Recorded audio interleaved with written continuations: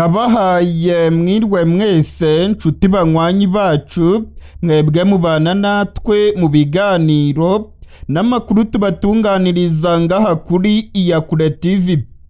Iyakure TV ni imbonesha kure imwe rudende ibashitsa ko amakuru yizewe, amakuru atosoye, amakuru aba yatohojwe n'itsinda ry'abamenyesha amakuru b'inzobere mu karere k'ibiyaga binini, maze tukayabashikiriza mu buryo bwihuse.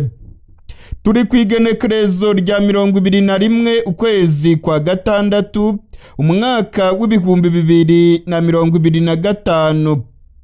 Ibintu byadogereye mu mujyi wa Bukavu. Abazarendo baravuga yuko barimo kwigarurira ibice byinshi by'umujyi wa Bukavu. Haraheze iminsi igera kuri 3 abazarendo barimo kugenzura ibice binini muri komine ya Bagira, ndetse muri kano gatondo k'igenekerezo rya 21 habaye ukurasana gukomeye muri komine Kadutu. Umumenyesha makuru wacu Fardc ari mu mujyi wa Bukavu. Aravuga yuko urwamo rw'amasase rurimo kumvikana mu mujyi wa Bukavu, ndetse ko abazarendo barimo kwigarurira ibice byinshi. Harimo kugaragara abantu benshi barimo guhunga ibice birimo kuberamo imirwano, ndetse abanyagihugu baravuga ko M23 yabigiye gutakaza umujyi wa Bukavu.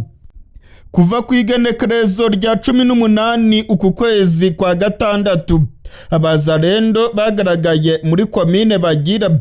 Abazarendo bagaragaye bafite inkoho, ndetse abanyagihugu bagaragaye barimo kwirukanka, barimo guhunga ahaberaga imirwano. Kugeza ubu turiko turavugana, komine Bagira ibice byinshi birimo kugenzurwa n'abazarendo.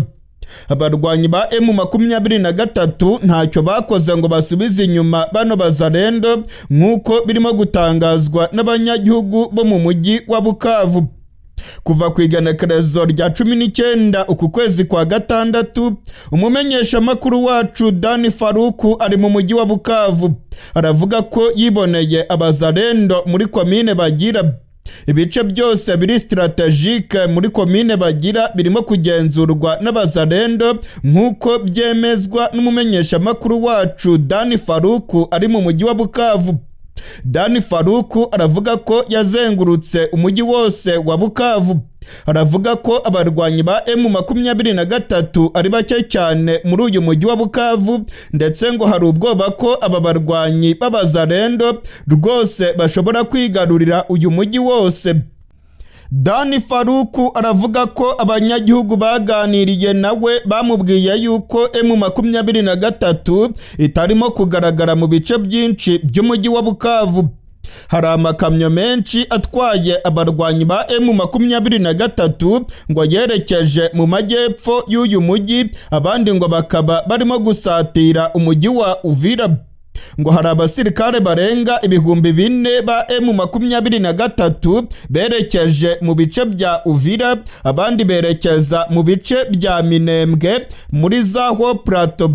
Ibingibi rero ngo byasize icyuho gikomeye cyane mu mujyi wa Bukavu, nk'uko abanyagihugu babisiguriye Fardc.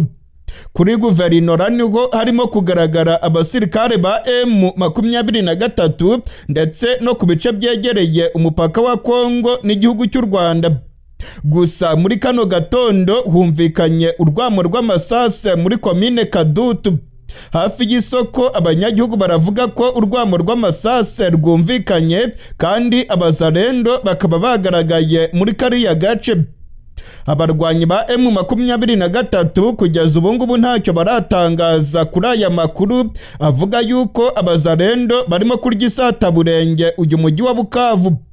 Ayandi makuru kandi akavuga ko bano bazarendo barimo kwiyongera, ndetse bamwe mu banyagihugu nabo bakaba barimo gutera hejuru bavuga yuko M23 ngo bagiye kuyirukana mu mujyi wa Bukavu. Umumenyeshamakuru wacu Dani Faruku ari mu mujyi wa Bukavu aravuga ko yabonye amakamyoneti atwaye abasirikare ba M23 barimo kuzenguruka mu bice bimwe bimwe bikomeye nko kuri guverinora ndetse no kuri Place de l'Independance. Barahanyuze ariko nyuma yaho barongera baburirwa irengero.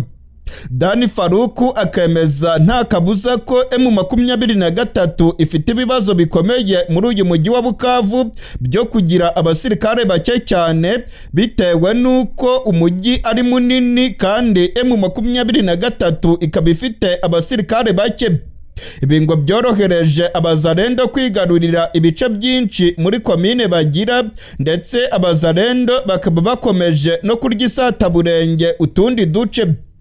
Abazarendo bamaze iminsi igera kuri 4 bavuga yuko bagiye kwigarurira uyu mujyi wa Bukavu.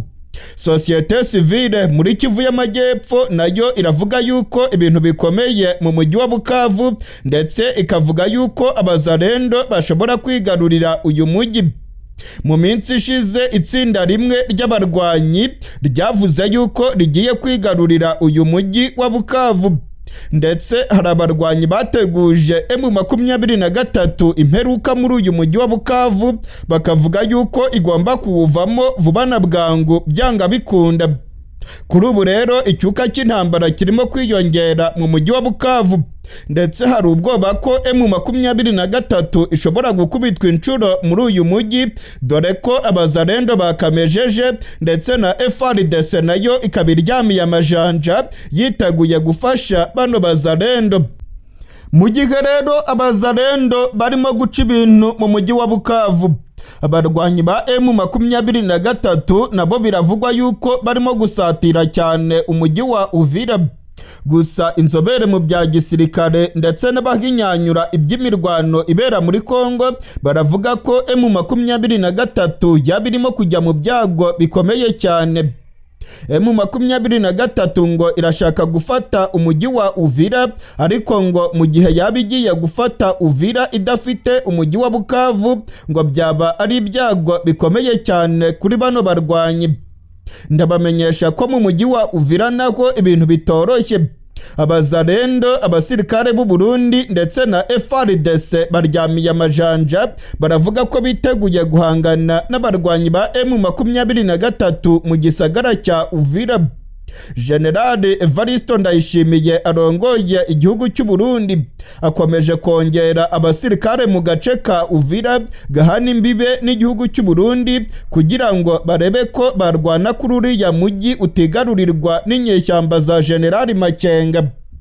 Mu gihe rero ibintu birimo kugenda bihindura isura muri Kivu y'Amajyepfo, ku rundi ruhande diplomasi nayo irimo irakora imirimo yayo. Amakuru atugeraho aremeza neza ko ubutegetsi bwa Kongo ndetse n'ubutegetsi bw'u Rwanda baba barimo gusatira itariki yo gusinya amasezerano y'amahoro azagirwamo uruhara na Leta Zunze Ubumwe za Amerika. Ubutegetsi bwa Washington bwatangaje ko ku igenekerezo rya 27 uku kwezi ba minisitiri b'ububanyi n'amahanga bazasinya amasezerano y'amahoro.